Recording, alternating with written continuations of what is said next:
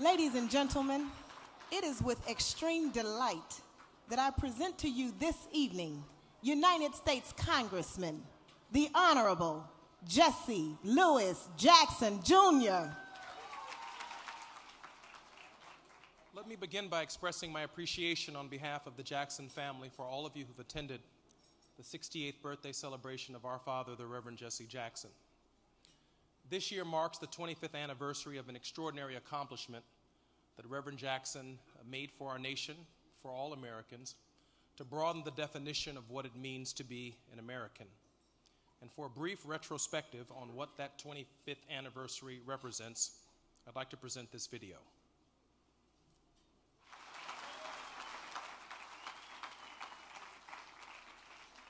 It's my privilege to introduce to some and present to others the Reverend Jesse Jackson. But just before I do, I want to acknowledge the presence of those siblings, my brothers and sisters, who are the immediate offspring of an extraordinary man, an extraordinary figure in American history, who's changed the rules and presented for all of us a better America.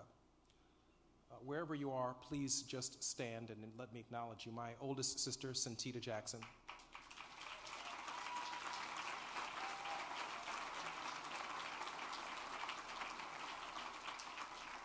My brother, Jonathan Jackson.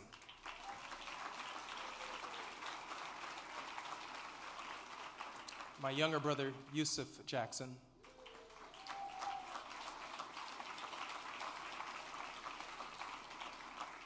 My sister, Santita Jackson. Jackie Jackson. And my sister, Ashley Jackson. Ashley, where are you?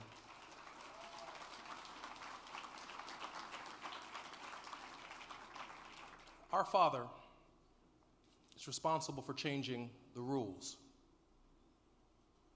Changing the rules upon which Americans play this extraordinary game. I was sitting at a table with Mr. Flint tonight, and Larry said, "Jesse, your history is going to be much kinder to your father than the media has been." I believe that.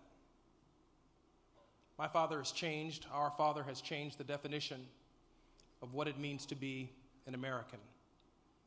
And for all of us who are his immediate offspring, it's something that we are extraordinarily proud of. On July 4th, 1776, there was one definition of what it meant to be an American. Only white male landowners could vote. White women could not vote. By definition, African Americans found themselves in a position of chattel slavery. By July 4th, 1858, Frederick Douglass was railing about the conditions that African Americans found themselves in Rochester, New York.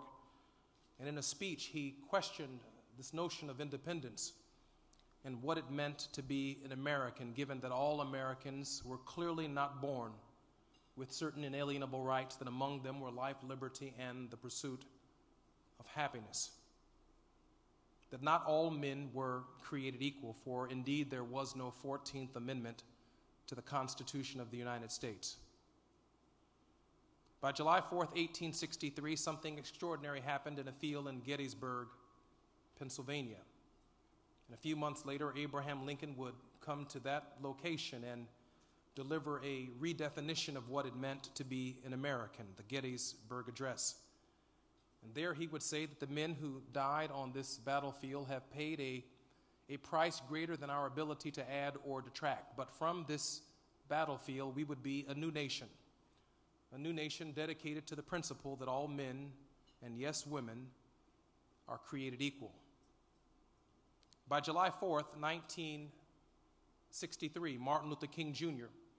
would be leading our nation to a very different America. That would be before the I Have a Dream speech, but after Rosa Parks had sat down. And there Martin Luther King Jr. would still dream of an America that would be broader and more inclusive, and an America that represented the truest meaning of her fundamental creed.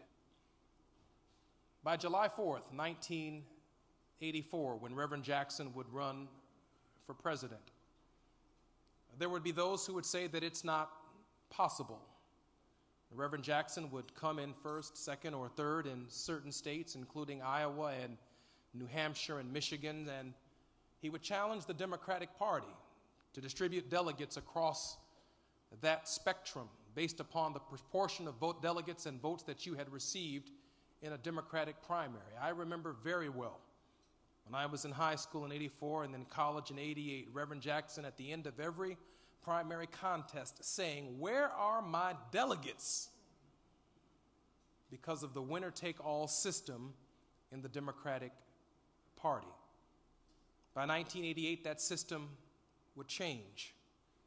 And on July 4th, 2008, when Barack Obama would run for President of the United States and win Iowa, Barack would never have to deliver a speech, "Where are my delegates?" because Jesse Jackson had knocked down that wall.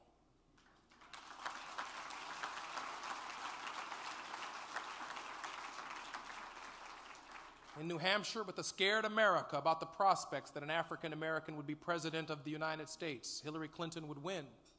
Barack Obama would finish in second place. But Barack Obama would never have to deliver a speech in New Hampshire. "Where are my delegates?" Jesse Jackson had already knocked that wall down. By the time we got to South Carolina, where 45% of the vote in the primary process would be African American, and I can say this as a national campaign co-chairman of the Obama for President campaign, Barack Obama, who would win South Carolina, would never have to deliver the speech, "Where are my delegates?" And when we got to New Hampshire, New Mexico, he would never have to deliver the speech, "Where are my delegates?" because Jesse Jackson in '84 and '88 had knocked down the wall that would ensure proportional representation for delegates in the Democratic primary process. And so make no mistake about it. The 44th President of the United States is President of the United States today because he made it through a Democratic primary process that had been paved, and the path had been paved by the person that I'm proud to introduce tonight and call our father, the Reverend Jesse Jackson. He is responsible for changing the definition of what it means to be an American. He's responsible for electing the 44th President of the United States, the Reverend Jesse Jackson.